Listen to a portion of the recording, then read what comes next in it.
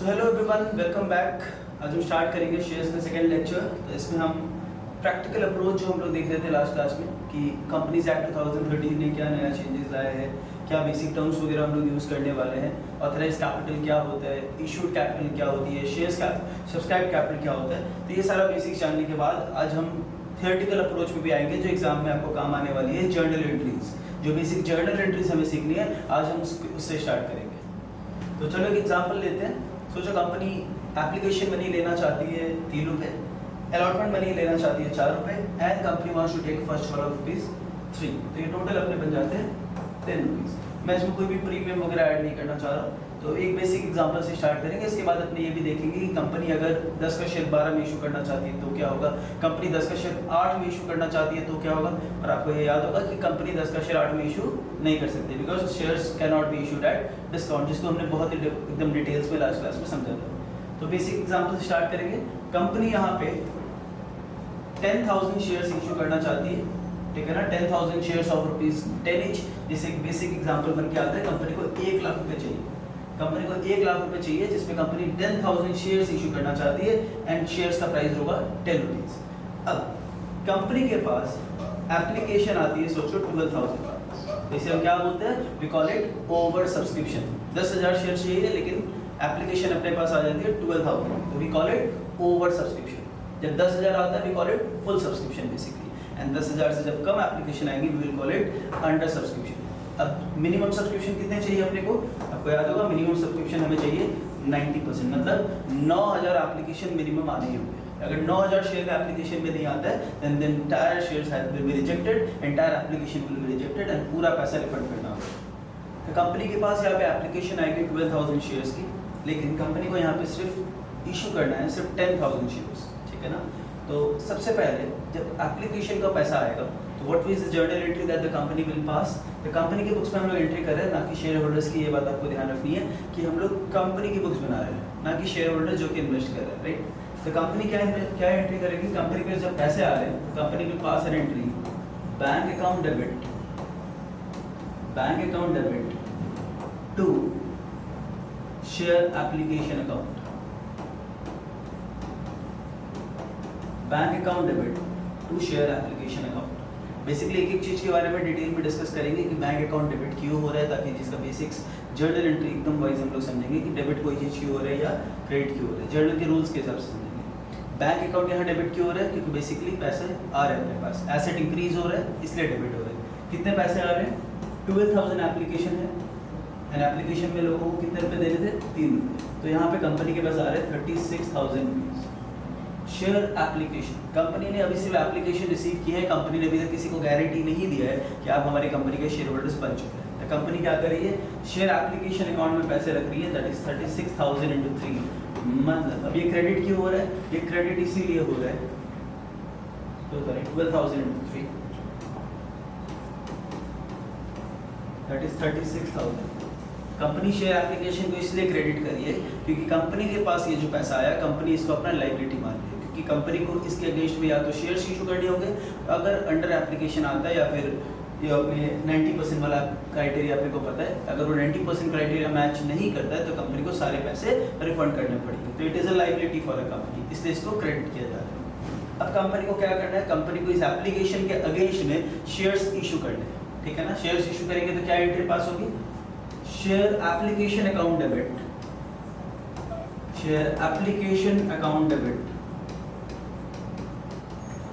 To, company shares issue कर रही है तो to share capital, to share capital. हालांकि क्या हो सकता है, कंपनी के पास दो टाइप की शेयर्स इशू कर सकती है, equity share capital and preference shares. Equity shares and preference shares क्या होता है डिटेल में डिस्कस करेंगे फिर कभी दूसरे क्लास में। इक्विटी शेयर्स क्या होते हैं, प्रेफरेंस शेयर्स क्या होते हैं। अगर इक्विटी शेयर्स इशू हो रहे हैं तो हम लोग शेयर कैपिटल के आगे यूज कर सकते हैं equity share capital. Preference shares issue हो रहे हैं तो नाम यूज कर सकते हैं प्रेफरेंस शेयर कैपिटल, ठीक है ना।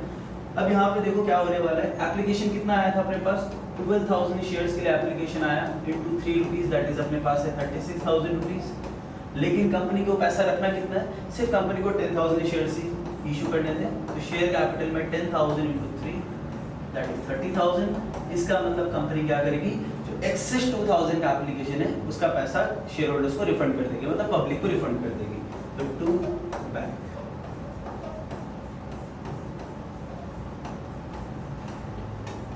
इसका लॉजिक भी समझते हैं ऐसा क्यों हुआ है। शेयर एप्लीकेशन यहाँ पे डेबिट इसलिए हुआ है क्योंकि जब पैसा आया था कंपनी ने इसको अपना लायबिलिटी मान लिया था, क्योंकि कंपनी के पास जब ये पैसा आया है कंपनी को ये नहीं पता कि ये पैसा रखना है या रिटर्न देना है या इसके अगेंस्ट में कोई शेयर इशू करनी है, राइट। अब जब कंपनी इसके अगेंस्ट में किसी को शेयर्स इशू करी है तो कंपनी अपना लायबिलिटी को खत्म कर रही है। तो बेसिकली कंपनी का यहाँ पे लायबिलिटी जो इंक्रीज हुआ था इस केस में, यहाँ पे वो लायबिलिटी डिक्रीज हो जा रहा है। तो लायबिलिटी डिक्रीज होगा तो डेबिट, राइट।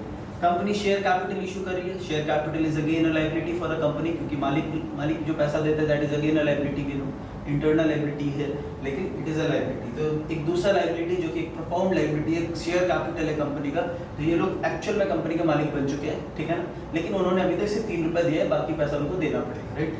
तो ये भी एक लायबिलिटी है विच इज इंक्रीजिंग, इसलिए क्रेडिट हो रहा है। एंड बैंक क्रेडिट क्यों हो रहा है, बिकॉज ये एक एसेट है, एसेट डिक्रीज हो रहा है यहाँ पे, क्योंकि हम लोग पैसा रिफंड कर रहे हैं, जो एक्सेस एप्लीकेशन था, एक्सेस एप्लीकेशन का पैसा यहाँ पे रिफंड हो रहा है, इसीलिए इस पैसा को हम लोग क्रेडिट कर रहे हैं। अब आता है अलॉटमेंट।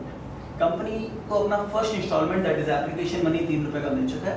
अब कंपनी क्या बोलेगी कि हमें सेकंड इंस्टॉलमेंट ला के दो। इसके टाइम गैप क्या होता है, जनरली कंपनी 2 महीना 3 महीना का टाइम गैप रखती है। हालांकि मैंने आपको बोला है कि प्रैक्टिकल लाइफ में ऐसा कुछ होता नहीं है। प्रैक्टिकल लाइफ में कंपनी अपना पूरा पैसा, पूरा शेयर्स का पैसा एक बार में ही मंगा देता है आजकल। ऐसा होता नहीं है, लेकिन कभी होता होगा पहले ज़माने में। अपने बुक्स में यही क्वेश्चन सबको देखने को मिलेंगे, एप्लीकेशन अलग, अलॉटमेंट अलग, फर्स्ट कॉल अलग, सेकंड कॉल अलग। तो अपने उसी एग्जांपल्स के ऊपर क्वेश्चंस कर रहे हैं। तो सोचो अलॉटमेंट यहाँ पे 2 महीने बाद कंपनी मंगा रही है, ठीक है ना। अब क्या होगा, वापस से पहले पैसा आएगा, फिर हम लोग ये एंट्री पास करेंगे क्या, नहीं। ये यहाँ पे क्रक्स है, हम लोग क्या करते हैं, एंट्री मगअप कर लेते हैं। हमें लगता है कि पहले पैसा आता है फिर शेयर कैपिटल में ट्रांसफर होता है, फिर हम लोग एक और एंट्री करते हैं, फिर पैसा आता है, फिर इसमें ट्रांसफर होगा। ऐसा नहीं होने वाला है, ध्यान से समझना यहाँ पे क्या होगा। सबसे पहले bank account debit to share application. What is the narration for it, narration क्या लिखेंगे इसमें, इसमें हमें लिखना है being share application money received, ठीक है ना, मतलब पब्लिक ने हमें हमारे शेयर्स में अप्लाई किया, तो क्या लिखेंगे हम लोग, being share application money received. तो जब एप्लीकेशन का पैसा कंपनी क्या करेगी, एप्लीकेशन के अगेंस्ट में जब शेयर्स इशू करेगी जो सिलेक्टेड एप्लीकेंट्स है, क्योंकि यहाँ पे कंपनी के पास 12,000 एप्लीकेशन आए हैं, कंपनी सिर्फ 10,000 शेयर्स ही इशू कर सकते हैं यहाँ पे, क्योंकि कंपनी को चाहिए उतना ही था पैसा। तो कंपनी यहाँ पे क्या करेगी, रिजेक्टेड एप्लीकेंट्स का पैसा रिफंड कर देगी, और जिनको शेयर्स देना है उनके लिए उनको शेयर इशू कर देगी। शेयर्स जो सर्टिफिकेट होता है बेसिकली, या आजकल जो डीमैट फॉर्म में मैंने आपको बताया था लास्ट प्रीवियस क्लास में, तो उस तरीके से कंपनी अपना शेयर्स इशू कर देगी। अब इसका नरेशन क्या होता है, जनरली बुक्स वगैरह में या फिर हम लोग कई बार देखते हैं कि ऐसा लिखा जाता है कि share application money transfer to share capital, जो कि बिल्कुल ही गलत है। ऐसा लिख सकते हैं हम लोग, मार्क्स कोई काटता नहीं है, लेकिन आपके नॉलेज के लिए होना चाहिए कि ये बेसिकली एंट्री है अलॉटमेंट का। देखने में लग रहा है कि ये तो सिर्फ एप्लीकेशन है, इसमें क्यों आप अलॉटमेंट बोल रहे हो, लेकिन एक्चुअल में this entry is for allotment. यहाँ पे हम लोग इसको ऐसा बोल सकेंगे, being shares allotted to applicants, या फिर being shares allotted to selected applicants, क्योंकि एक्चुअल में यहाँ पे शेयर्स अलॉट किया जा रहा है। जैसे ही शेयर्स अलॉट होगा हम लोग क्या करेंगे, अलॉटमेंट का पैसा मंगाएंगे। जनरली क्या होता है, ये on the date of allotment मंगा लिया जाता है, ठीक है ना। इसके बाद का जो कॉल्स होता है उसमें 2-3 महीने का गैप रखा जाता है, ठीक है ना। हालांकि इसमें जो टाइम गैप मैंने आपको बताया, इसमें क्या होता है, डेट ऑफ एप्लीकेशन से लेकर डेट ऑफ अलॉटमेंट के बीच में जो गैप रहता है ये वही गैप है, ठीक है ना। लेकिन ये जो एंट्री है इसको हम लोग एप्लीकेशन ट्रांसफर टू कैपिटल नहीं बोलेंगे, we will call it being shares allotted, ठीक है ना। अगले एंट्री पे आते हैं। अब क्या करना है, हमें 4 रुपए का अलॉटमेंट का पैसा मंगाना है, जिसपे मैं आ रहा था। जनरली हमें क्या लगता है,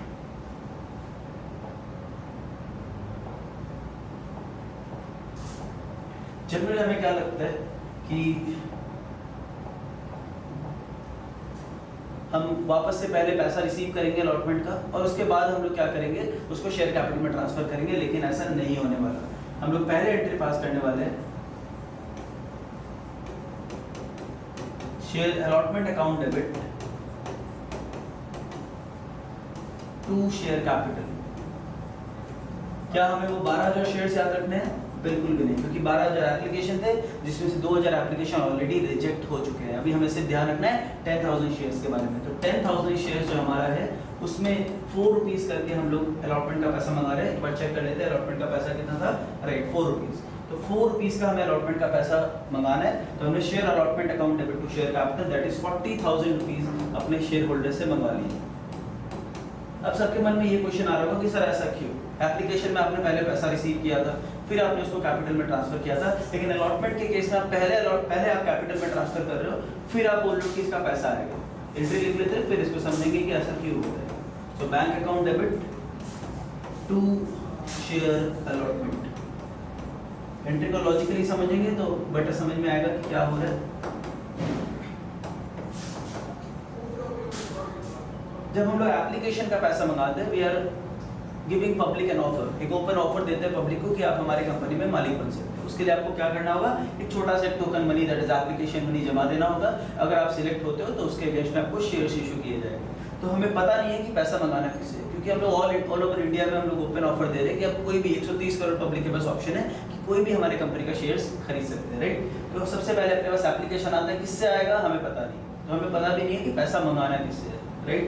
तो सबसे पहले जब एप्लीकेशन आएंगे we will pass an entry bank account debit to share application. जो पैसा आया एसेट है, एसेट इंक्रीज हो रहा है इसलिए डेबिट। शेयर एप्लीकेशन क्योंकि हमारे पास एक पैसा आया जिसका हमें कुछ ना कुछ करना होगा, या तो उसे शेयर्स देने होंगे या फिर उसे रिफंड करना होगा, राइट। तो it is a liability for us. Now इसके अगेंस्ट में हम लोग क्या कर रहे हैं, शेयर्स इशू कर रहे हैं। तो जब इसके बारे में हम लोग कुछ सोच रहे हैं कि हाँ इसके अगेंस्ट में शेयर्स इशू कर देते हैं या पैसा दे देते हैं, तो हम अपनी लायबिलिटी को रिड्यूस कर रहे हैं। तो शेयर एप्लीकेशन वाली जो लायबिलिटी है वो रिड्यूस हो जा रही है।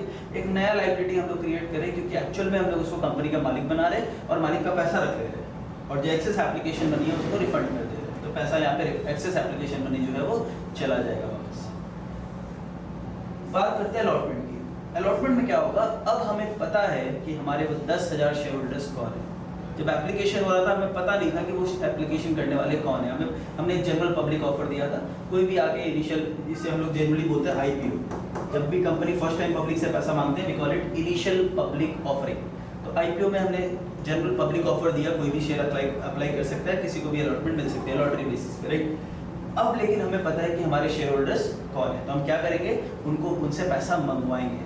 अब उनको पैसा ड्यू करेंगे कि भाई आप पैसा दो, अपना सेकंड इंस्टॉलमेंट ला के दो। और उस सेकंड इंस्टॉलमेंट को हम लोग यहाँ पे क्या बोल रहे हैं, अलॉटमेंट, क्योंकि उनको शेयर्स अलॉट हो गया है तो उनसे अलॉटमेंट वाला इंस्टॉलमेंट मंगाया जाएगा।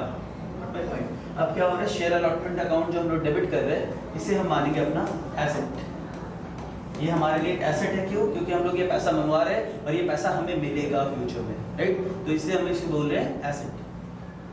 तो टू शेयर कैपिटल बेसिकली क्यों, क्योंकि हम लोग अगेन कंपनी का कैपिटल इंक्रीज कर रहे हैं, तो कैपिटल इज लायबिलिटी हमें पता है। तो एक एसेट इंक्रीज हो रहा है इसीलिए डेबिट, एक लायबिलिटी इंक्रीज हो रही है इसीलिए क्रेडिट।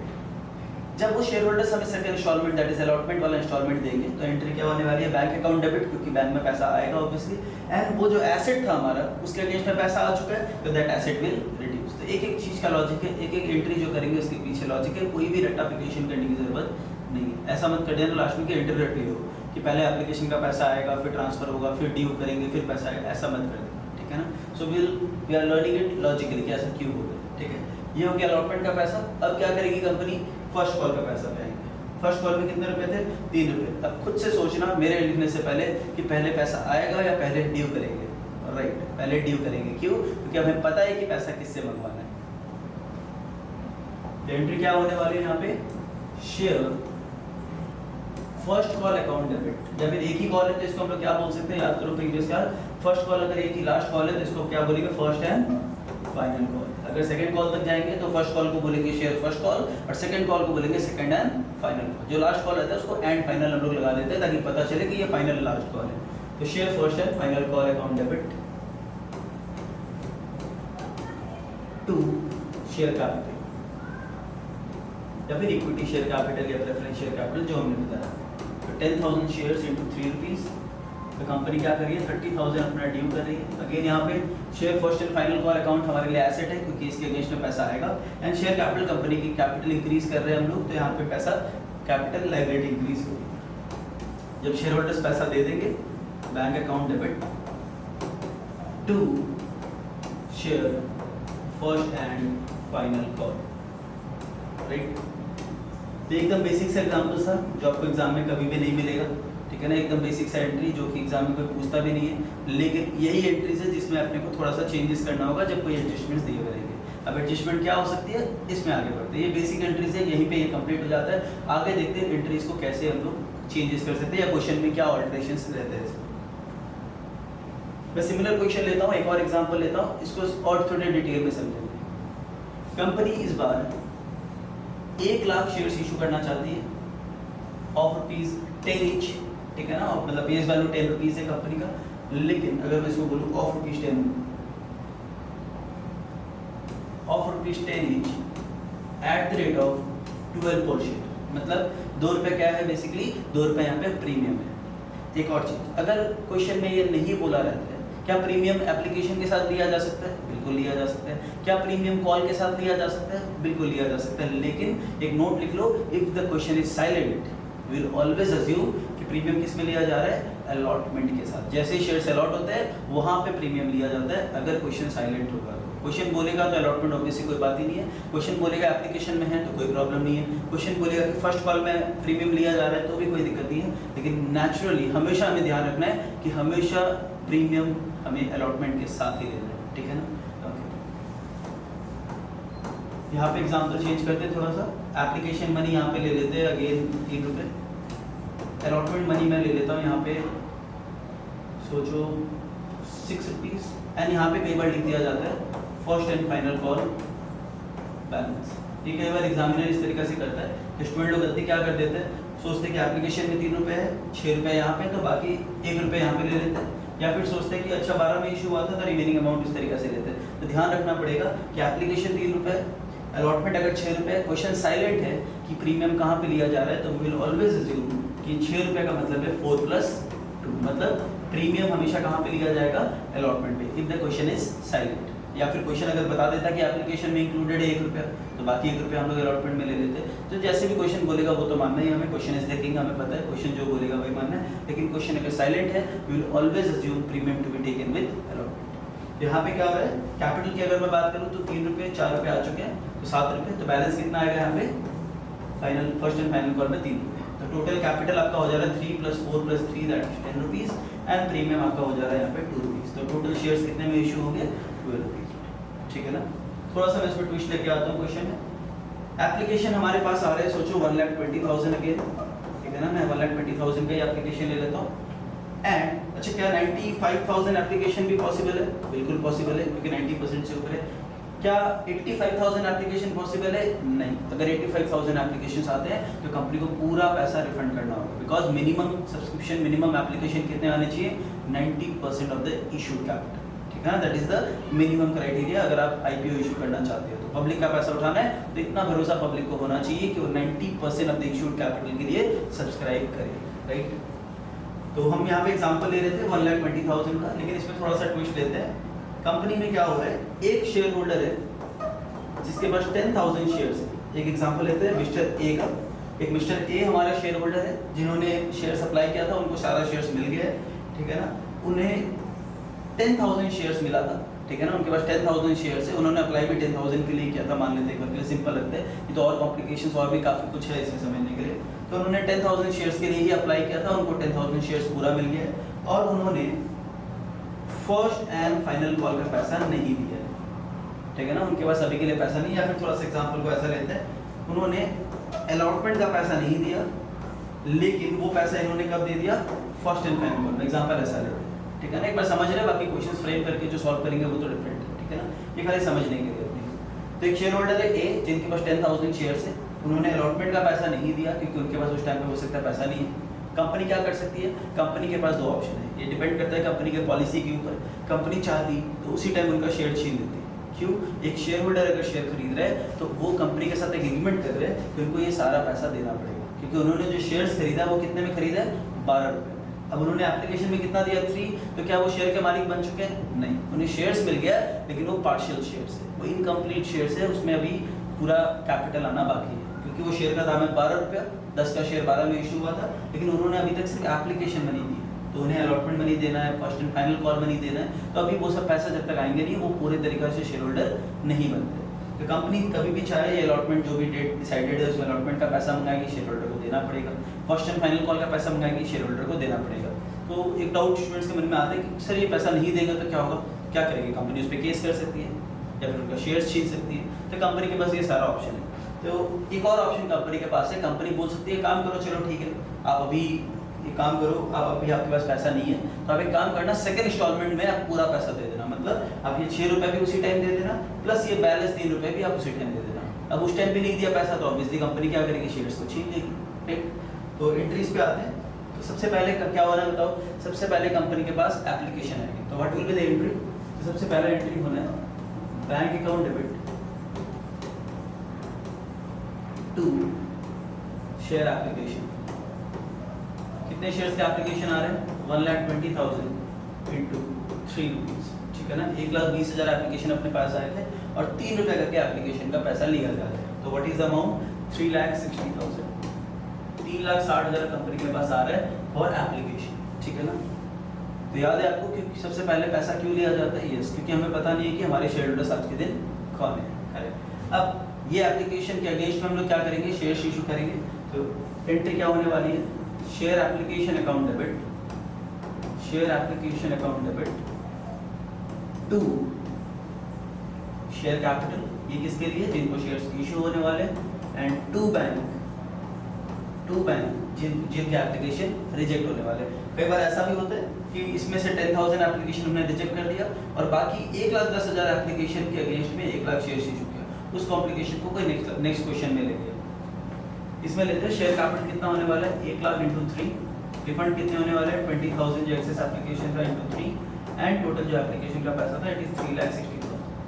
तो हमने 3,00,000 का एप्लीकेशन का पैसा रख लिया क्योंकि उनको कैपिटल दिया जा रहा है, 60,000 का पैसा रिफंड कर दिया जा रहा है बिकॉज 20,000 का जो एक्सेस एप्लीकेशन है वो हमने रिजेक्ट कर दिया है। करेक्ट। तो ये एंट्री समझ में आ रही है। सबसे पहले एप्लीकेशन का पैसा आया हमारे पास और हमने क्या किया? एप्लीकेशन के अगेंस्ट में ये शेयर्स इशू किए एंड रिफंड कर दिया एक्सेस एप्लीकेशन। तो इसको क्या बोलते हैं हम लोग? याद करो, this is allotment of shares, not application transfer to capital, ठीक है ना। कोई अगर आपको ये बता रहा है तो वो मगअप करा रहा है, ठीक है ना। याद करना ये एक्चुअल में क्या हो रहा है? शेयर एप्लीकेशन में ट्रांसफर नहीं हो रही है, यहाँ पे बेसिकली हम इसको बोलते हैं बीइंग शेयर्स अलॉटेड, ठीक है ना। अब क्या होना है? कंपनी के पास पैसा आएगा क्या अलॉटमेंट का? नहीं, कंपनी को पता है कि उनके 1,00,000 शेयर होल्डर्स कौन है, उनके 1,00,000 शेयर्स किसके पास है, कंपनी अब जानती है। तो कंपनी क्या करेगी? पहले उस पैसा को ड्यू करेगी, उन लोग से मंगवाएगी कि भाई आपका टाइम आ गया, अब 1,00,000 रुपया 1,00,000 शेयर आपके पास है तो उसका 4 रुपये प्लस 2 रुपया हमें ला दो, राइट। तो नेक्स्ट एंट्री पे आते हैं। तो कंपनी यहाँ पे बेसिकली क्या कर रही है? कंपनी बोल रही है कि हमें अलॉटमेंट का पैसा दो। तो कंपनी क्या एंट्री पास करेगी? Share allotment account debit. याद करो अलॉटमेंट में टोटल पैसे कितने हैं? 1,00,000 इंटू 4 नहीं 6 रुपीज़। क्यों? क्योंकि 4 रुपये तो कैपिटल के हैं, 2 रुपया प्रीमियम के। तो टोटल अलॉटमेंट का जो इंस्टॉलमेंट है वो 6 रुपये का है, ना कि 4 रुपये। टू, इसमें से शेयर कैपिटल का कितना? इसमें से शेयर कैपिटल का अगर हम लोग बात करें तो शेयर कैपिटल के बनते हैं 4 रुपये और बाकी जो 2 रुपये है उसे हम बोलेंगे सिक्योरिटीज प्रीमियम। सिक्योरिटीज मतलब ये जो शेयर्स, डिबेंचर्स, बॉन्ड्स होते हैं इन्हें हम सिक्योरिटीज बोलते हैं एंड सिक्योरिटीज प्रीमियम पे इशू किया जा रहा है तो it is an income for us. और इस इनकम को हम लोग पीएल अकाउंट में ट्रांसफर नहीं करते। क्यों? बिकॉज इसके लिए एक सेपरेट अकाउंट मेंटेन होता है और गवर्नमेंट बोलती है या फिर कंपनीज एक्ट बोलता है कि ये जो आप प्रीमियम में पैसा इशू कर रहे हो या शेयर्स इशू कर रहे हो, इस पैसा को आप कोई भी चीज़ में यूटिलाइज नहीं कर सकते, इसका लिमिटेड यूजेस है। जैसे कि नॉर्मली हम लोग क्या करते हैं, कोई भी प्रॉफिट को पीएल अकाउंट में लिखते हैं और उस पैसा को कैसे भी यूज़ कर लेते हैं। डिविडेंड दे रहे हैं, दे देते हैं, मालिक को प्रॉफिट बांटना है, मालिक को रिजर्व बनाना है, मालिक को किसी को सैलरी देना है, किसी को कोई बैड डेट राइट ऑफ करना है, कुछ भी कर लेते हैं। लेकिन ये जो प्रीमियम में शेयर्स इशू हो रहे हैं, इस प्रीमियम का पैसा को हर जगह यूज़ नहीं किया जा सकता। इसके सिर्फ 5 यूजेज है जिसको हम लोग डिस्कस करेंगे, ठीक है ना। तो कंपनी बोलती है ये आपका स्पेशल इनकम है जिसको आपको सिक्योरिटीज प्रीमियम अकाउंट में डालना होगा और we can call it securities premium reserve also. इसको एसपी भी बोल सकते हैं, सिक्योरिटीज प्रीमियम, और we can call it securities premium reserve. तो कितने रुपए? 1,00,000 इंटू 2। तो कंपनी के पास यहाँ पे 6 लाख रुपए का एसेट है क्योंकि कंपनी ये पैसा मंगवा रही है। कैपिटल का कितना? 4 लाख रुपया और इसमें 2 लाख रुपया जो बन रहा है basically that is for securities premium. अब क्या होने वाला है? लोग पैसा देंगे यहाँ पे, एंट्री क्या होने वाली है? Bank account debit. क्या चीज का पैसा आ रही है? ये शेयर कैपिटल का भी नहीं है, सिक्योरिटीज प्रीमियम का भी नहीं है, ये शेयर अलॉटमेंट का पैसा है। तो entry will be bank account debit to share allotment. इसके एंट्री करने के अलग अलग तरीका होता है लेकिन अपने जो तरीका फॉलो कर रहे हैं उससे क्या होगा, अपने को समझ में आएगा कि हाँ कौन सा पैसा एक्चुअल में कहाँ जा रहा है। कई बार इसको कैसे कर दिया जाता है, सोचे 10,000 शेयर वाले थे, वो यहाँ पे क्या करे, पैसा नहीं दे पा रहे, तो कई बार ऐसे एंट्री देखने को मिलता है अपने को बुक में कि 90,000 में अपने को 6 रुपये मिल रहे हैं एंड इसको भी इसी तरीके से एंट्री कर दिया जाता है। लेकिन मैं ये एंट्री प्रेफर नहीं करता हूँ, बेसिकली मैं दूसरे तरीके से बोलूँगा क्योंकि आपको तो ये लगेगा ना कि शेयर अलॉटमेंट में 1,00,000 शेयर थे सर, 90 कैसे हो गए, एसेट तो 1,00,000 का था तो 90 कैसे हो गया। तो इसको अपने दूसरे तरीके से करते हैं जो आपको समझ में भी आएगा और ईजी रहेगा।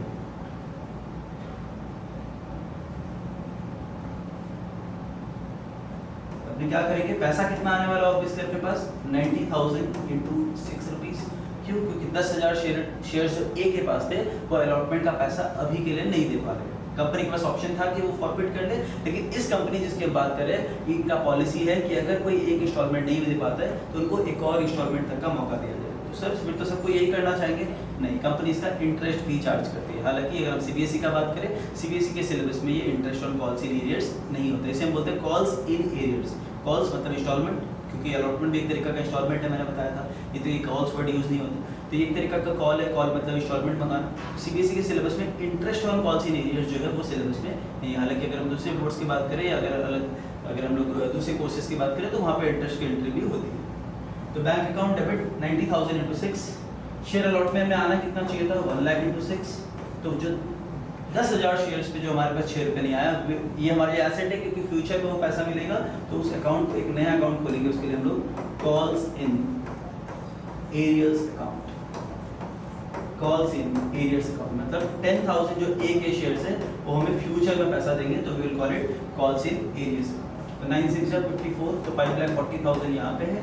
60,000 हमारे लिए एसेट है जो कि फ्यूचर में हमें पैसा मिलेगा एंड 6 लाख रुपए के अलॉटमेंट मिलेगा। तो ये जो 60,000 रुपीज जो ए ने अभी नहीं दिया है तो कंपनी इसे अपना एसेट मान ली थी, that is calls in arrears account. Company इसको बोलिए एरियर्स मतलब ड्यू, ठीक है ना। जैसे हम लोग बोलते हैं सैलरी एरियर्स, कोई बोलता है मुझे सैलरी मिलना बाकी है तो सैलरी एरियर्स में। तो ऐसे कंपनी बोल रही है कि ये जो कॉल है, हालांकि इसमें हम कॉल नहीं बोल रहे, अलॉटमेंट बोल रहे हैं, क्योंकि मैंने आपको स्टार्टिंग में बोल दिया था कि ये सारे इंस्टॉलमेंट से बेसिकली सारे कॉल से कंपनी जो पैसा मंगा रही है तो इसलिए इसको कॉल नाम दे दिया जाता है। तो कॉल्स इन एरियर्स अकाउंट। क्या कंपनी के पास ऑप्शन है कि ये कॉल्स इन एरियर अकाउंट ना खोले? बिल्कुल रहता है, लेकिन मैं हमेशा बोलता हूँ कि कॉल्स इन एरियर अकाउंट खोलो ताकि आपको और इजी रहे एंट्रीज को समझने में। जैसे मैंने आपको पहला ऑल्टरनेटिव दिखाया कि इसको एंट्री कैसे कर दिया जाता है कई बार बुक्स में।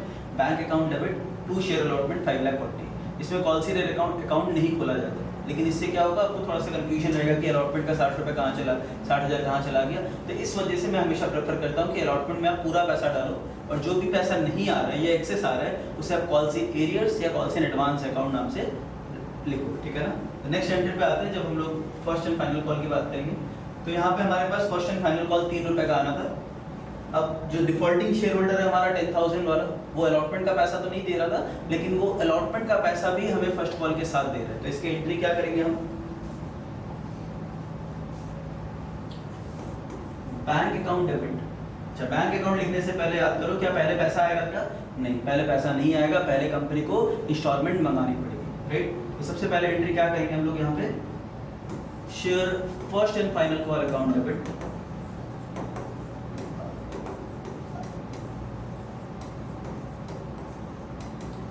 क्या कंपनी वापस से अलॉटमेंट का वो 10,000 रुपये मंगाएगी क्या? नहीं, वो ऑलरेडी ड्यू हो चुका है, कंपनी को वापस से वो ड्यू करने की जरूरत नहीं है। वो ऑलरेडी एक एसेट अकाउंट में खड़ा है, that is calls in arrears account. तो sir share first and final call account debit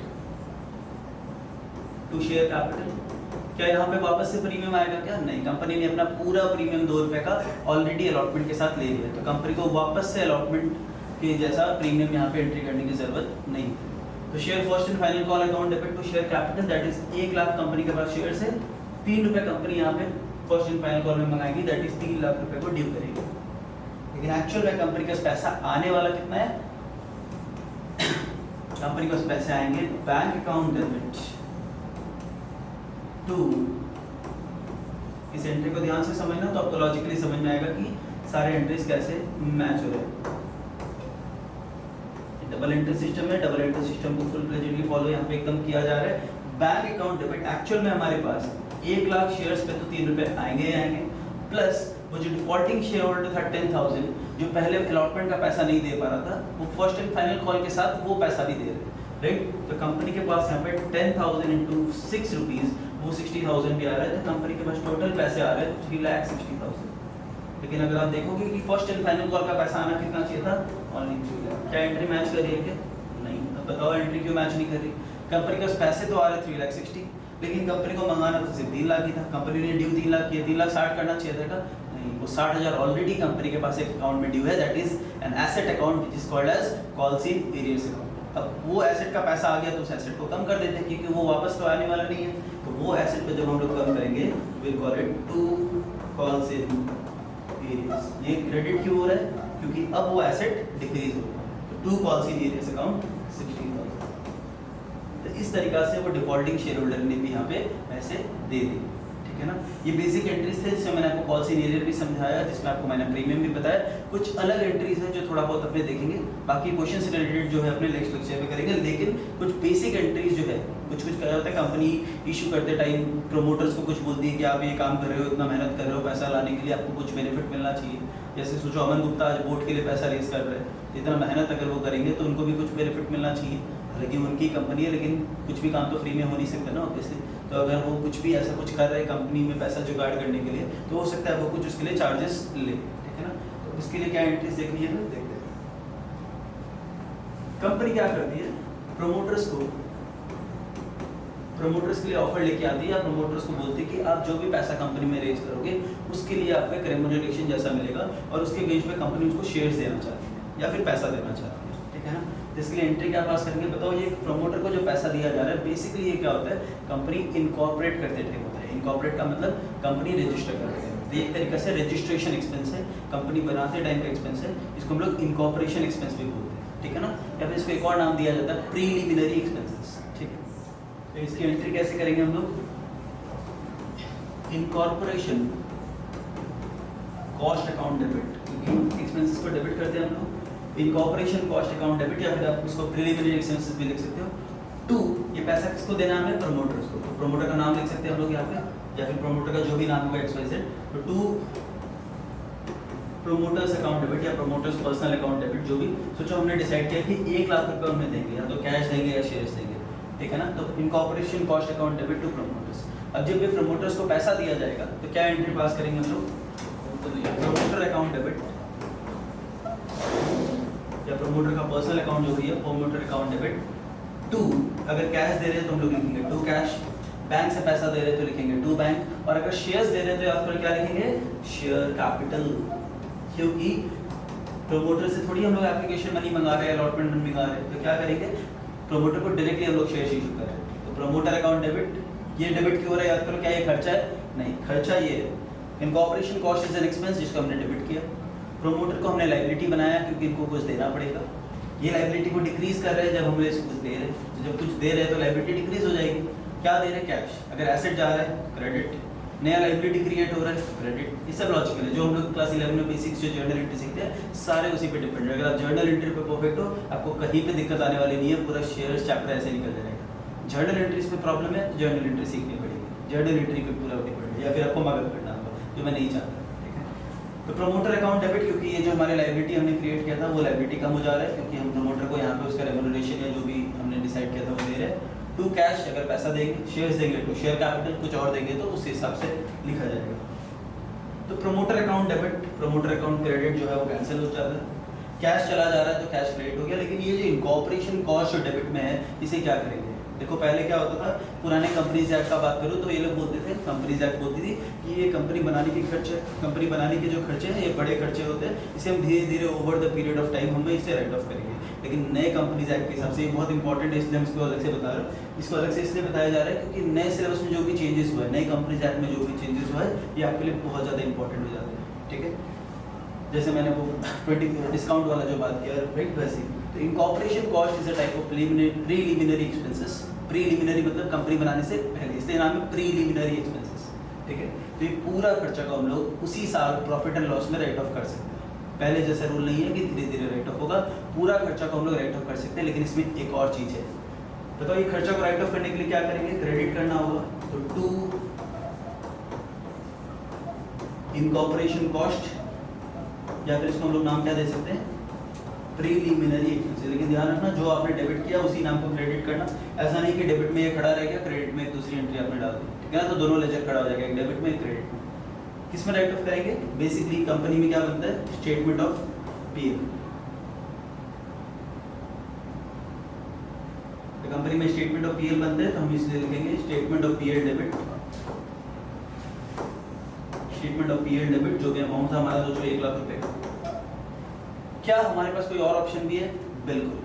अगर आपके पास सिक्योरिटीज प्रीमियम अकाउंट में पैसे, याद करो मैंने सिक्योरिटीज प्रीमियम के लिए क्या बोला था, कंपनीज एक्ट बोलती है अगर आप शेयर्स प्रीमियम में इश्यू करते हो तो ये आपका एक स्पेशल इनकम है, एक एक्स्ट्रा इनकम है, कैपिटल इनकम है, जिसे आप एक स्पेशल अकाउंट में डालोगे, दैट इज सिक्योरिटीज प्रीमियम, और उसके बहुत लिमिटेड यूज है, ठीक ठीक है ना। उस लिमिटेड यूज में बेसिकली 5 यूजेस की बात करेंगे, उस लिमिटेड यूज में एक यूज ये भी है, to write off preliminary expenses. तो वो प्रिलिमिनरी एक्सपेंसेस को राइट ऑफ करने में हम लोग सिक्योरिटीज प्रीमियम को भी यूज कर सकते हैं। तो बेसिकली फर्स्ट प्रेफरेंस किसका रहेगा, सिक्योरिटीज प्रीमियम रिजर्व।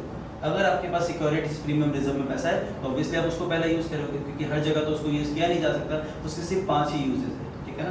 तो पहले हम लोग एसपीआर को यूज करेंगे। अगर एसपीआर में बैलेंस नहीं है या कम बैलेंस है तो रिमेनिंग अमाउंट जो है वो हम लोग SOPL that is statement of PL में ट्रांसफर करेंगे। अगर एसपीआर में पूरा बैलेंस है तो पूरा बैलेंस हम लोग पहले एसपीआर का यूटिलाइज करेंगे, सिक्योरिटीज प्रीमियम का, क्योंकि वो एक ऐसा रिजर्व है जिसका लिमिटेड यूज है, जो सिर्फ 4-5 जगह पे काम आ सकता है। जैसे कि मैं एग्जांपल बता देता हूँ। Number 1 writing of preliminary expenses, number 2 writing of premium on redemption of debentures, writing of premium on redemption of preference shares, buyback of shares, ठीक है ना। तो ये अंडरराइटिंग कमीशन को राइट ऑफ करने में, तो ये सारे जो चीज़ें, जैसे अगर आपने कैश फ्लो चैप्टर पढ़ी हुई तो आपको पता होगा कि शेयर्स को प्रीमियम में, प्रेफरेंस शेयर्स को प्रीमियम में रिडीम कर दिया जाता है, मतलब ज़्यादा पैसे देकर रिडीम किया जाता है, मतलब रिपे किया जाता है। वैसे अंडरराइटिंग कमीशन होते हैं, शेयर्स इशू करने के खर्चे होते हैं, इक्विटी शेयर्स को बाई बैक किया जाता है। तो ये सारे शेयर्स को बेसिकली ये सारे खर्चों को राइट ऑफ करने के लिए हम लोग एसपीआर को यूज़ कर सकते हैं, सिक्योरिटीज प्रीमियम रिजर्व। तो जब उन खर्चों को राइट ऑफ करने की बात आएगी तो सबसे पहले किसे याद करेंगे, एसपीआर। अगर एसपीआर में बैलेंस नहीं है और कम बैलेंस है तब हम लोग पीएल को यूज़ करेंगे। और याद रखना पूरे खर्चे को पहले साल में राइट ऑफ करना है। तो ये एक अलग से एंट्री है जो आपको जनरल क्वेश्चंस में नहीं मिलेगी, जैसे एक्स्ट्रा क्वेश्चन कभी आता है तो उसमें दिखाई देता है। तो इनकॉर्पोरेशन कॉस्ट प्रमोटर को जो देना हमने पे किया और इस खर्चा को हम लोग राइट ऑफ करेंगे पहले एसपीआर में। एसपीआर में बैलेंस नहीं है तो SOPL that is statement of PL. तो दूसरे टॉपिक पे बढ़ते हैं दैट इज अंडरराइटिंग कमीशन।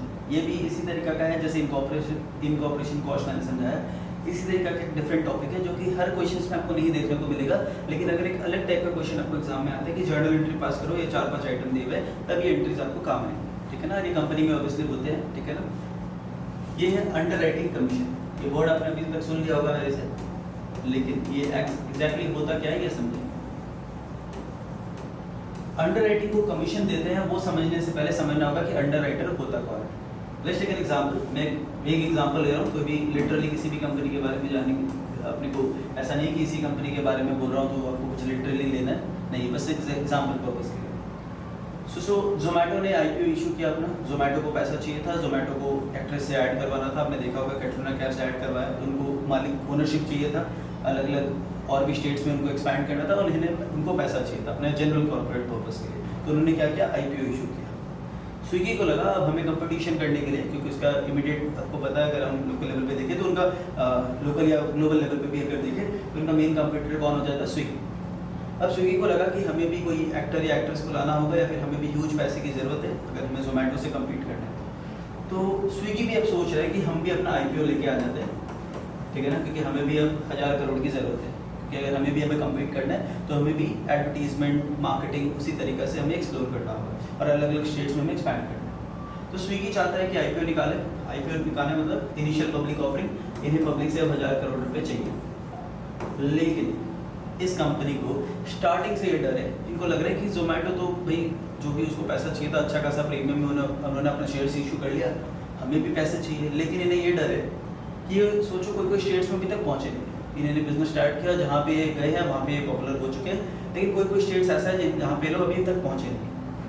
अब इन्हें जो पैसा चाहिए तो ऑल ओवर इंडिया से चाहिए, ऐसा तो नहीं है कि कोई पर्टिकुलर स्टेट से चाहिए। तो ये लोग क्या कर रहे हैं, इन्हें अपनी पॉपुलैरिटी होना, इतना पॉपुलर होना पड़ेगा इन्हें ताकि ऑल इंडिया से इन्हें पैसा मिले, ताकि लोग जो इन्वेस्टर्स है, क्योंकि कस्टमर्स को कन्विंस करके कुछ नहीं होगा, इन्हें इन्वेस्टर्स को कन्विंस करना है, राइट। जो पैसा लगाए, जिनको भरोसा है कि स्विगी में अगर हम लोग पैसा लगाएंगे, स्विगी के अगर हम लोग मालिक बनेंगे तो यहाँ से रिटर्न मिलेगा, क्योंकि इन्वेस्टर कोई सेंटिमेंट्स में नहीं जाते, वो देखते हैं कि भाई कमाई मिलना चाहिए, धंधा होना चाहिए, राइट।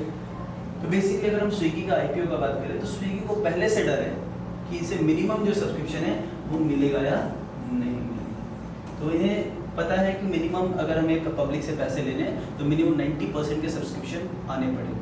मतलब 1000 करोड़ के भी अगर मैं डिमांड रखता हूँ, 900 करोड़ भी नहीं आए तो पूरे पैसे रिफंड करने होंगे, ज़्यादा आ गए तब तो कोई प्रॉब्लम ही नहीं है। और इन्हें ये भी पता है कि 10 के शेयर तो 10 में देने नहीं है, क्योंकि ऑलरेडी इन्होंने इतना प्रॉफिट्स वगैरह कमाया, रिजर्व्स कमाया, तो ऑब्वियसली वो चार्ज करेंगे पब्लिक से, राइट। तो ये क्या कर रहे हैं, इनका 10 रुपये का शेयर है, ये बोल रहे हैं कि हम 95 रुपीज़ में इशू करेंगे, ठीक है ना, including premium and all that. कोई बात नहीं है, हो सकता है, कोई दिक्कत नहीं है। इनका जो मार्केट, इनका जो कैपिटल है उस पर डिपेंड करता है कि ये कितना रुपीज़ चार्ज करते हैं। अब ये चाहते हैं पब्लिक से 1000 करोड़ रुपए निकालना, लेकिन इन्हें पहले से डर है, हो सकता है मिल जाए, हो सकता है इनका ये डर है सिर्फ, हो सकता है इनको ज़्यादा पैसा मिल जाए, लेकिन इन्हें ये पहले से लग रहा है कि हो सकता है ये सब्सक्रिप्शन ना है, तो ये क्या कर सकते, कोई ऑप्शन है इनके पास? बिल्कुल। तो जो कंपनी इस चीज़ से डरती है कि उन्हें मिनिमम सब्सक्रिप्शन मिलेगा या नहीं मिलेगा, तो उसके लिए वो लोग एक ऑप्शन ऑप्ट करते हैं, that is called under writer. ये अंडर राइटर कौन होते हैं? अंडर राइटर वो होते हैं जिनके साथ कंपनीज अग्रीमेंट करती है ताकि उनके शेयर्स अंडर राइट हो जाए। अंडर राइट का मतलब वो गारंटी लेते हैं कि आपके शेयर्स को सब्सक्राइब करवा देंगे, राइट। तो अंडर राइटर बेसिकली कौन होता है? अंडर राइटर को वो होना पड़ेगा, वो लोग अंडर राइटर का काम करते हैं जिनका रीच बहुत ज़्यादा होता है, ठीक है ना। और इंडिया में सबसे ज़्यादा रीच अगर हम लोग देखेंगे तो इंश्योरेंस कंपनीज, बैंकिंग कंपनीज, ठीक है ना, इनकी रीच बहुत ज़्यादा होता है, तो इनके मैक्सिमम कस्टमर्स के साथ इनका रिलेशन है ऑल ओवर इंडिया की। अगर बात करें, सोचो एग्जांपल के लिए एक्सिस बैंक, सोचो एक्सिस बैंक भी अंडरराइटर का काम करता है, सोचो तो एक्सिस बैंक क्या करेगा अगर वो ये काम ले लेता है स्विगी से, तो इनके साथ क्या कॉन्ट्रैक्ट होगा? इनके साथ ये कॉन्ट्रैक्ट होगा कि हम आपके 1000 करोड़ रुपए के शेयर सब्सक्राइब करवा देंगे। अब पब्लिक ने अगर नहीं किया तो क्या होगा? एक्सिस बैंक को खरीदना होगा। अगर मैं एग्जांपल लेता हूँ एक्सिस बैंक को as an underwriter, Axis bank अगर ये अंडरराइटर का कॉन्ट्रैक्ट करता है स्विगी के साथ, तो बेसिकली क्या होगा, उन्हें गारंटी लेनी होगी कि वो 1000 करोड़ के एप्लीकेशंस को टच करवा देंगे। अगर पब्लिक नहीं लेती है तो एक्सिस बैंक खुद ये शेयर्स खरीदेगा अपने कंपनी के नाम पे या किसी के नाम पे, ठीक है। तो वो गारंटी ये ले लेते हैं।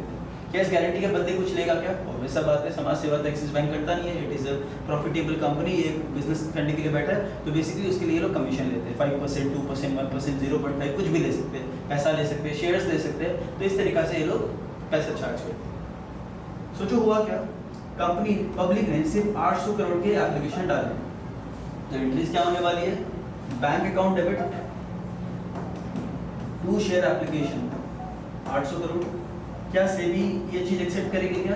बिल्कुल भी नहीं, क्योंकि सेबी बोलेगी मिनिमम 90% सब्सक्रिप्शन आना चाहिए। तो इनका जो गारंटी था, इनका जो एग्रीमेंट था अंडरराइटर के साथ, तो वो क्या करेगा, अब वो एक्सिस बैंक को बोलेगा कि भाई आपको ये रिमेनिंग 200 करोड़ के शेयर्स खरीदने पड़ेंगे। तो यहाँ पे होने क्या वाला है, कंपनी के पास पैसे 800 करोड़ आएंगे, लेकिन ये अंडरराइटर को बोलेंगे कि आप हमें ये 200 करोड़ रुपए दो, ठीक है ना। तो अंडरराइटर को हम लोग डेबिट कर सकते हैं यहाँ पे, या फिर हम लोग बोल सकते हैं कि अंडरराइटर ने हमें पैसा दे दिया। तो bank account debit 1000 crore, to share application 1000 crore, ठीक है ना। अगर ये अंडरराइटर ने अभी पैसा नहीं दिया है, बोला कि एडजस्ट करके दे देंगे कमीशन से, तो भी हो सकता है, कोई प्रॉब्लम नहीं है। तो बैंक अकाउंट डेबिट 1000 करोड़, एक बार के लिए अज्यूम कर रहा हूँ कि अंडरराइटर ने पैसा दे दिया, टू शेयर एप्लीकेशन 1000, ठीक है ना। बताइए काम फ्री में होने वाला है क्या? बिल्कुल भी नहीं, इसके लिए अंडरराइटर कुछ कमीशन चार्ज करेगा। यस, क्या वो सर ये बता दो, क्या ये वो 800 करोड़ पे अपना कमीशन चार्ज करेगा या 1000 करोड़ पे? एक बात बताओ, कंपनी के पास पैसे कितने आ रहे हैं, 800 करोड़ या 1000 करोड़? ऑब्वियसली सर 1000 करोड़, क्योंकि 800 करोड़ तो पब्लिक ने दिया और 200 करोड़ अंडरराइटर खुद दे रहा है। तो बताओ अंडरराइटर पैसा दे, कोई और दे, कंपनी के पास तो 1000 करोड़ आए ना, तो कंपनी को जो कमीशन देना है वो 1000 करोड़ पे ही देना है, ठीक है ना। तो पहले एंट्री हो रही है bank account debit to share application, अगर अंडरराइटर पैसा दे रहा है तो। अगर वो अभी के लिए पैसा नहीं दे रहा है तो it will B underwriter account debit, क्योंकि अंडरराइटर एक इंसान है, उस इंसान का नाम लिख लेंगे। अंडरराइटर अकाउंट डेबिट, उनसे 200 करोड़ लेने हैं। बैंक अकाउंट डेबिट 800 करोड़ आ गए, टू शेयर एप्लीकेशन 1000। पहले एंट्री समझ में आ रही है। अब शेयर एप्लीकेशन के बदले शेयर कैपिटल इशू करेंगे, तो सेकंड एंट्री क्या होने वाली है अपनी? सेकंड एंट्री होगी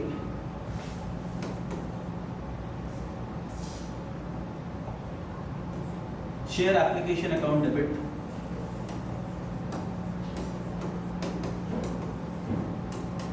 टू शेयर कैपिटल। तो कंपनी क्या करेगी, 1000 करोड़ के जो एप्लीकेशन आए थे उसके बदले में शेयर्स इशू कर देगी, और प्रीमियम अगर है तो SPR जो अमाउंट था वो SPR का अमाउंट यहाँ पे आ जाएगा, और जो भी अमाउंट इंक्लूड हो जाएगा वो बैंक में, क्योंकि मैंने अभी के लिए एग्जाम्पल लिया था कि 1000 करोड़ तो शेयर कैपिटल अमाउंट है, और अगर 95 में इशू हुआ था तो प्रीमियम वगैरह भी है, तो उतने पैसे आएंगे, एंड जो कैपिटल है और जो रिमेनिंग अमाउंट है वो प्रीमियम में चला जाएगा, ठीक है ना। ये मत सोचना कि एंट्री अमाउंट मैच नहीं हो रहा है, ऑब्वियसली, क्योंकि ये जो 1000 करोड़ है वो अमाउंट इंक्रीज हो जाएगा, it will include premium also, ठीक है ना।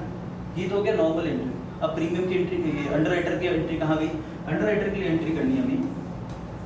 अंडरराइटर जो हमसे पैसा लेगा, इसे हम बोलेंगे अंडरराइटिंग कमीशन, तो ये हमारे लिए क्या हो गया? खर्चा, because it is an expense. तो underwriting commission account debit, because it is an expense. ये किसे देना है ये पैसा? अंडरराइटर। देखो एंट्री क्या हो रही है, underwriting commission account debit because it is an expense to underwriter, because ये एक इंसान है, ये कंपनी है, एक पर्सनल अकाउंट है जिसे हम मान लीजिए चलो एक्सिस बैंक है तो 2 एक्सिस बैंक हो सकते हैं, ठीक है ना। तो अमाउंट कितना 1000 जो करोड़ से 1000 करोड़ के ऊपर जो भी परसेंटेज है 0.5 या 2% 1% जो भी है वो 1000 करोड़ पे लगेगा, ना कि 800 करोड़, ठीक है ना। अब बताओ अंडर राइटर से हम कितना रुपया पाते थे 200 करोड़ में अज्यूम कर रहा हूँ कि उसने वो 200 करोड़ नहीं दिए एक बार के लिए, दे दिए होंगे तो क्या करना है 200 करोड़ उसने दे दिए, जो पैसा हमें देना है हम भी दे देंगे। एंट्री क्या हो जाएगा underwriter account debit to bank. बात तो अगर वो अंडर राइटर अलग से हमें 200 करोड़ दे देते हैं तो हम भी उसे वो अलग से 550 करोड़ जो भी अमाउंट हमारा आ रहा है तो हम भी उसे अलग से दे देंगे। It will be underwriter account debit because it is a liability for us to bank. अगर हम लोग पैसा दे रहे हैं और अगेन आपको पता है कि अगर शेयर्स दे रहे हैं तो टू इक्विटी शेयर कैपिटल, ठीक है ना। तो 50 करोड़ का हम लोग इसको पैसा दे देंगे या फिर शेयर दे देंगे। पर ऐसा हुआ तो कि वो 200 करोड़ पहले हमें दे ही दिया था, तो एंट्री क्या होने वाली है 200 करोड़ हम पहले से पाते हैं अंडर राइटर से, हमें देना है कितना 50 करोड़, तो उल्टे अंडर राइटर हमें पैसा देगा because under writer account debit हमने किया था 200 करोड़ से। अगर वो पैसा नहीं देता है तो अंडर राइटर हमने क्रेडिट किया 50 करोड़ से, तो बेटा हमें उससे 150 करोड़ पाते हैं, तो अंडर राइटर को सिर्फ 150 करोड़ दे रहे हैं, मतलब अपने कमीशन काट रहे हैं, ठीक है ना। तो entry will be bank account debit to underwriter, ठीक है ना। अगर वो पहले पैसा नहीं देता तो पहले पैसा देगा तो उसने भी अलग से दे दिया, हमने भी उसे कमीशन अलग से दे दिया। लेकिन बात यहाँ पे आती है अंडर राइटर का जो अकाउंट है वो तो कैंसिल हो जा रहा है क्योंकि जो भी उससे पैसा लेना है जो भी देना है वो हम लोग सेटल कर रहे हैं। बैंक से पैसा चला गया कैंसिल, इक्विटी शेयर चला गया चलो इशू हो गया। लेकिन बात है कि अंडर राइटिंग कमीशन जो हम डेबिट कर रहे हैं इसका क्या होगा। Obviously this is an expense, कहाँ ट्रांसफर होना चाहिए, जैसे हम सारे एक्सपेंसेस को ट्रांसफर करते हैं पीएल में, वैसे इसी भी कंपनी का स्टेटमेंट ऑफ पीएल में ट्रांसफर कर सकते हैं। लेकिन जैसे मैंने आपको बताया था एसपीआर का यूजेस, ये भी एसपीआर के यूजेस में आते हैं। अगर एसपीआर में बैलेंस है मतलब सिक्योरिटीज प्रीमियम, क्योंकि यहाँ पे है अपने पास, तो कंपनी के पास अगर सिक्योरिटीज प्रीमियम है तो कंपनी इस खर्चे को एसपीआर में ट्रांसफर कर सकती है। तो अगली एंट्री होगी SPR account debit to underwriting commission. Suppose अपने पास एसपीआर में सिर्फ 30 करोड़ का ही बैलेंस है तो क्या होगा SPR account debit 30 crore, under writing commission transfer करने में 50 करोड़, तो बाकी जो 20 करोड़ है वो हमें स्टेटमेंट ऑफ पीएल में ट्रांसफर करने पड़ेंगे। और अगर कंपनी के पास पहले से कोई एसपीआर है, कोई पहले का इशू किया होगा, क्योंकि कंपनी फर्दर पब्लिक इशू भी करती है। फर्स्ट टाइम जब पब्लिक में इशू करते हैं we call it IPO, initial public offering. बाद में जो कंपनी कभी भी इशू करती है पब्लिक को शेयर्स इशू करती है तो we call it FPO, that is further public offering. तो कंपनी के पास अगर पहले से एसपीआर थे 50 करोड़ के तो कंपनी पूरा राइट ऑफ कर सकती है। कंपनी के पास अगर लिमिटेड बैलेंस है तो उतना एसपीआर यूज करके रिमेनिंग अमाउंट को पीएल में ट्रांसफर कर सकती है। तो ये एक्स्ट्रा चीज जो हमें देखना था। शेयर इशू एक्सपेंसेस हो सकते हैं सिमिलरली, जो इनकॉर्पोरेशन मैंने बताया वैसे अंडर राइटिंग बताया, और उसी तरीका से शेयर इशू करने के और भी खर्चे हो सकते हैं। तो एंट्री क्या होने वाला है share issue expense account debit, वो भी एक तरीका का प्रीलिमिनरी एक्सपेंस है। तो share issue expense account debit to bank, ठीक है ना। एंड शेयर इशू एक्सपेंस जो है इसे भी हम अल्टीमेटली पीएल में ट्रांसफर कर देते हैं, ठीक है ना, या फिर इसको हम लोग भी एसपीआर से एडजस्ट कर सकते हैं। तो अल्टीमेटली ये 3 डिफरेंट एंट्रीज हमने देखा, प्रमोटर का जो खर्चा है, इनकॉर्पोरेशन का जो एक्सपेंसेस है एंड अंडर राइटिंग का। एंड जो बेसिक जो जर्नल एंट्रीज हमें हर क्वेश्चन में करनी है, application related, allotment related, call senior related, वो हमने एक बेसिक क्वेश्चंस देखा है। और इससे डिटेल में जो क्वेश्चन होगा इसको हम लोग नेक्स्ट क्लास में आगे लेके जाएंगे। प्लीज़ एक बार इसे रिवाइज करके फिर नेक्स्ट क्लास में हम इसे कंटिन्यू करेंगे। Thank you so much everyone.